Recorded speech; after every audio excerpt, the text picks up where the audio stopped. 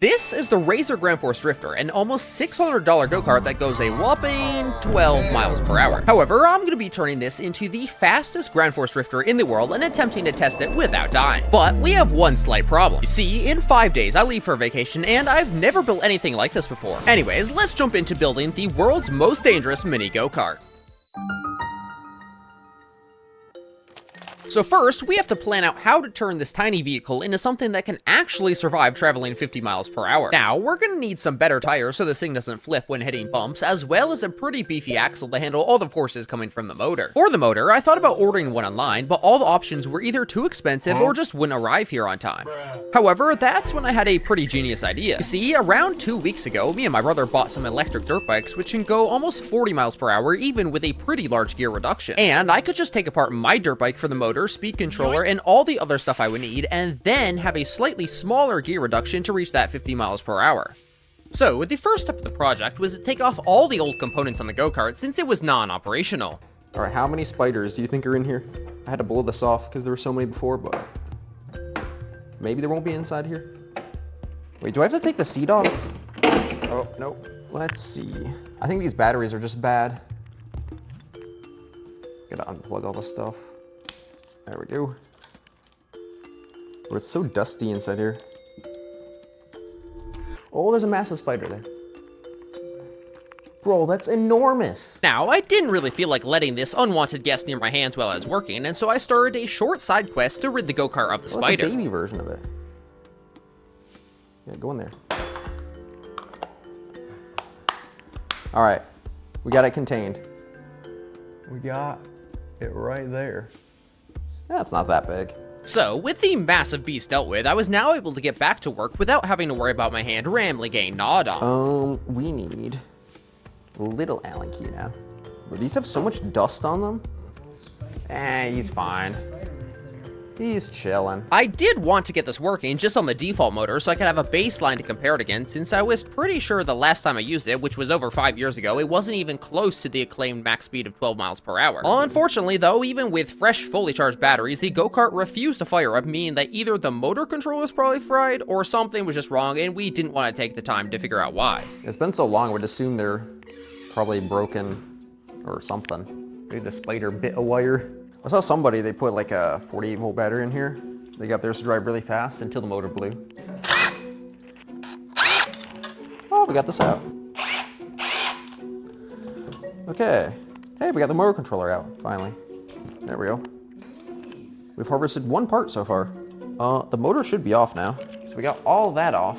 That's really not that much stuff. We don't need to worry about that. Oh, and they got like, that's how they do it. They have one of those numbers. So that goes there. Oh. That's how they just keep it on. We got a lot of room back here. You know what device I saw a lot of people having? A tube steel bending machine. Oh. So you can put 90-degree bends in tube steel. Actually look pretty cool. Yo, this is so much lighter now. This wrench is slightly better. That's still on there really tight. Oh, it's because they use Loctite. So, with the last back wheel finally coming off, we hit the end of day 1, which was honestly pretty successful, with us fully disassembling all the junk we didn't need, except the go-kart's back axle, which would actually come back to haunt us in day 2. So, the goal for day 2 was to get the old axle off so that we could put the new beefier one on that would be arriving soon. Unfortunately, this turned out to be way harder than we were expecting. Without this tool, these things are like impossible to ever get off. Really? Yeah. I don't know how this is held on though. It's held on by the spring, I think. There is a... Oh, so we need an Allen key. Let's see, this one might work. Okay, there's ones on the outside. Oh, look at that. There's another giant spider. Wow. Wow. Just tried crawling on me? I don't even know where it came from. Don't really... Oh, he must have been inside the frame. Back to the go-kart. Yeah, let me get some gloves on. We can just get these out for right now and see if it slides. Do you have to get this off? Essentially, yes. Because, well, unless we pull it this way, but then we can't get that off. Well, that will be easier to get off than this. Okay, so we need to get the sprocket off. If we can get the sprocket off, then... Well, I think it's already loose. We might have to take the chain tensioner off, because I think that's what's blocking the sprocket from moving. So we got the bearing. The bearing just popped out, probably from all the banging. Now we got the clip right here. Now, unfortunately, a couple of the parts were in the way, which meant that it was going to be next to impossible to actually take apart the axle in one piece like we wanted. But we weren't about to give up, and so we went to go harvest some parts for the motor mount from an old go-kart while we figured out what we were going to do. Alright, so now we're back to square one, exactly where we started off at. Except we have one more spider. Now, wasting a couple hours was kind of annoying, but we still had some time left in day 2, and so we went to get my dirt bike to start taking it apart for all the parts that we need from it.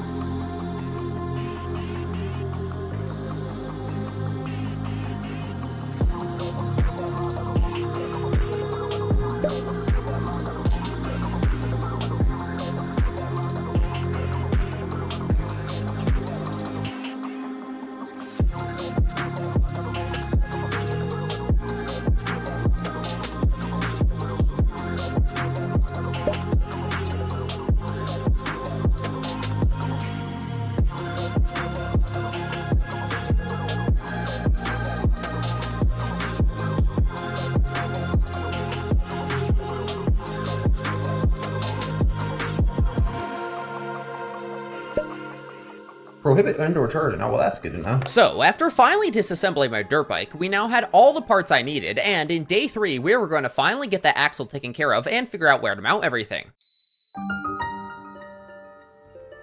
Okay, so we have an axle kit that's coming soon. Bro, who's calling right now? It's Jack. Hello? So, I have like a crap ton of ones, and they're honestly banging my wallet and it's super thick. Bro, that's like perfect timing. Now we're good. Yeah, so as I was saying, we have an axle kit for this, because taking this off is not going to be very easy. But for right now, we can move this stuff and then set up the motor, battery, and wherever to where we want to go. So I'm thinking, have the battery right about there, because the motor is going to be probably here, and that leaves plenty of room for the motor controller, and then the seat can just go back on, and it will look pretty much the same.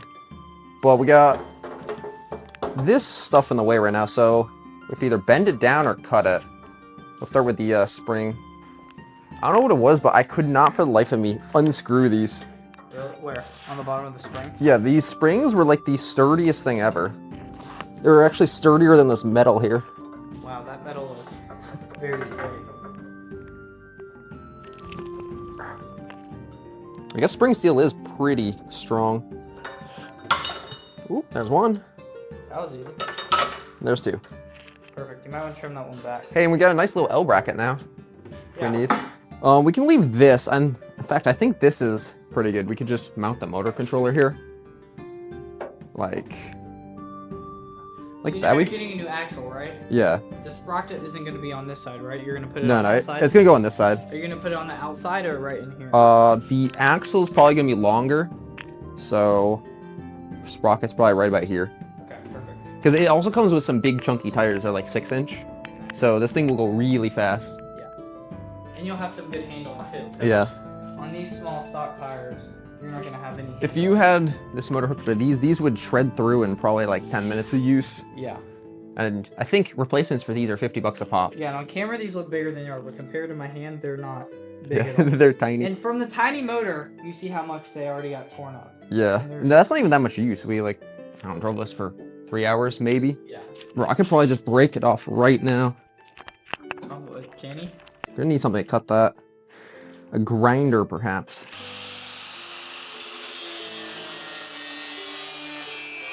That wasn't hard. Prettiest thing ever, but I mean, it works. Might have to get the grinder out again for this part. Because we're spent an hour trying to get this thing off, and no matter what, it wouldn't. So, now that we had a grinder, we were finally able to slowly cut our way through the stubborn axle that had been giving us so much trouble the previous day. There we go.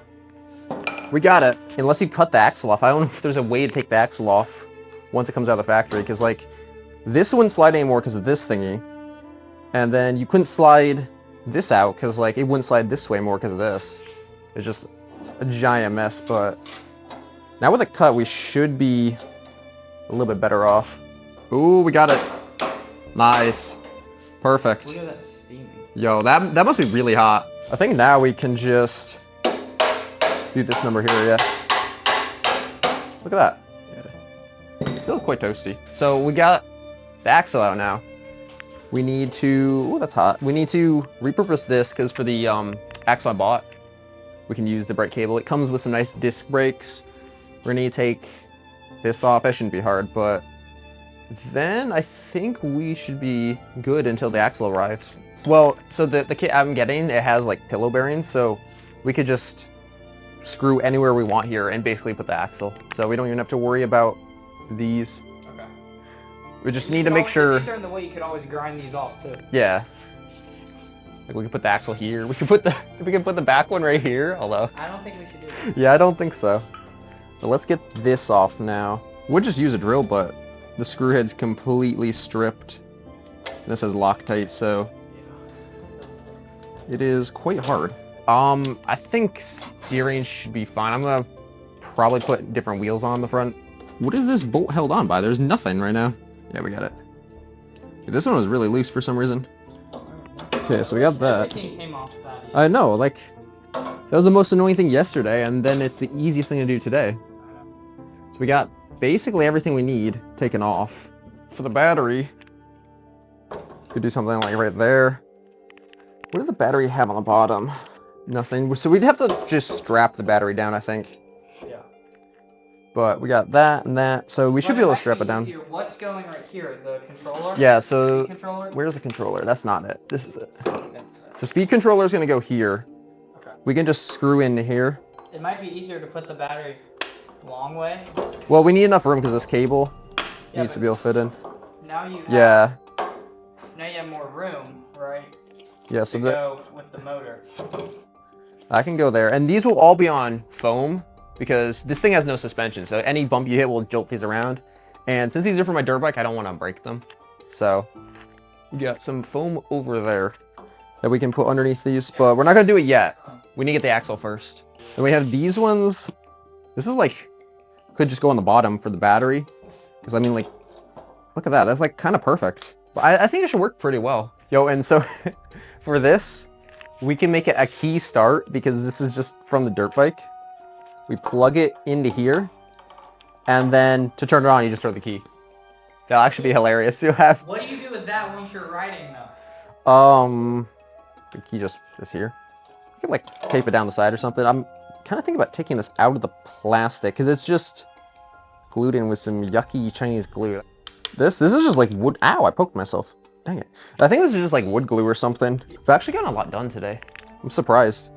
Like, I was worried we couldn't get anything really that interesting done, but got the axle off. That was the main thing. Because I was kind of worried on what we're going to do with trying to reuse the old axle, but with an axle kit, that solves everything. Because then we got all the sprockets and stuff matched up.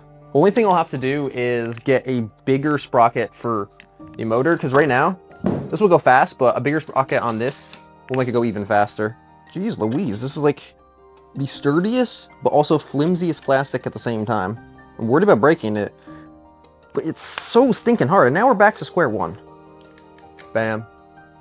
Perfect. So now no one can steal our mini go-kart unless they have the key. So with that, we reached the end of day 3, and in day 4, we were starting to run out of time to finish the go-kart before I had to leave for vacation. But fortunately for us, the go-kart axle kit finally decided to arrive.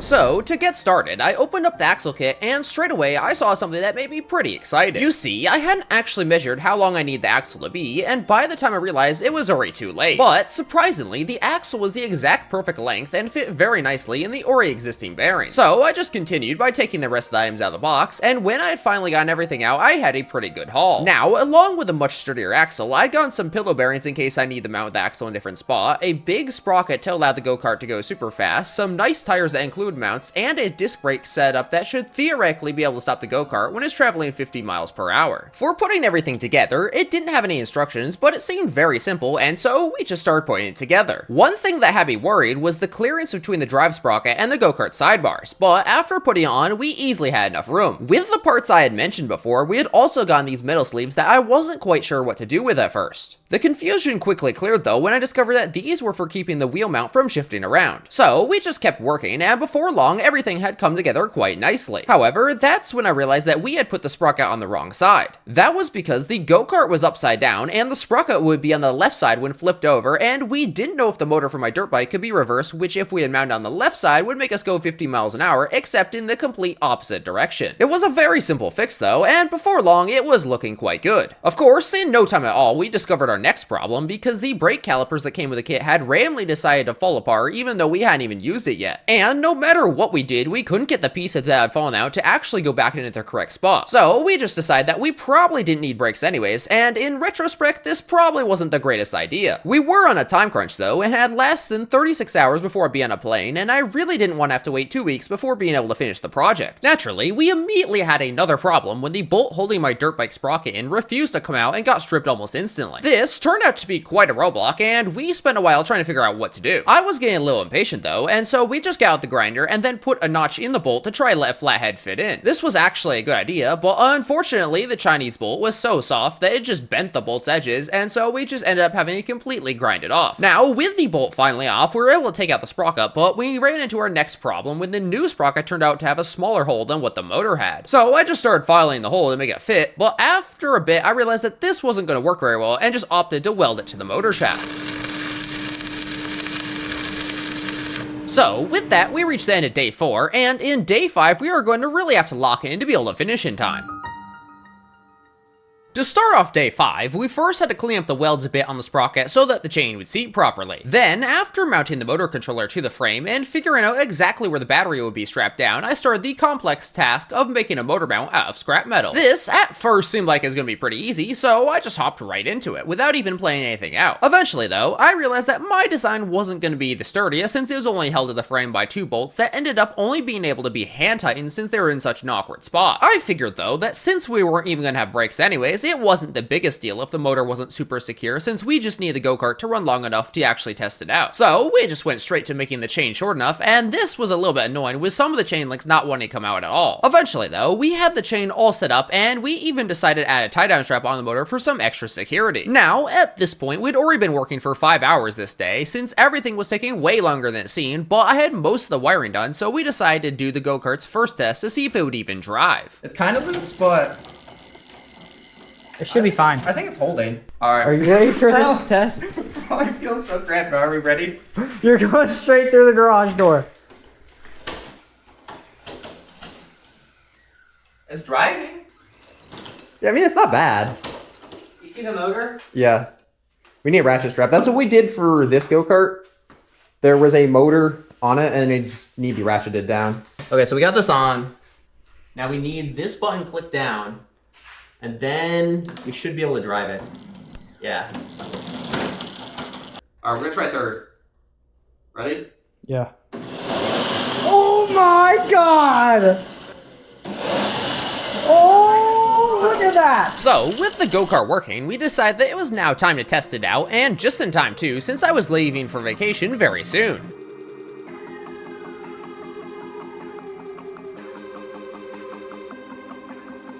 Now, before we could actually test the go-kart out, I first had to make sure the trail was clear of any roots, since I really didn't feel like being ejected out of the go-kart if I hit a big root and flip. This ended up taking longer than expected, but after 30 minutes I was satisfied with how the trail looked, and I think it was definitely a worthwhile trade-off so I wouldn't end up getting a crash course in how to fly. So, the track looked good, and it was now time to test out the go-kart in first gear.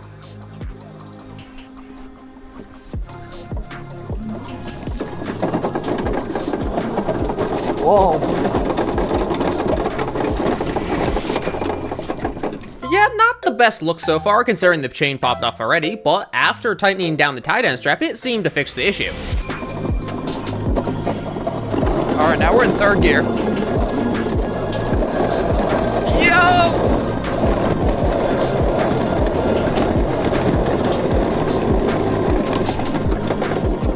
So, when the chain wasn't falling off the go-kart, it absolutely flew down the track, and even though it didn't have any brakes and you couldn't really steer it either since the steering components were really rusty and got stuck, this thing was still super fun to drive. Alright. Let's full throttle it.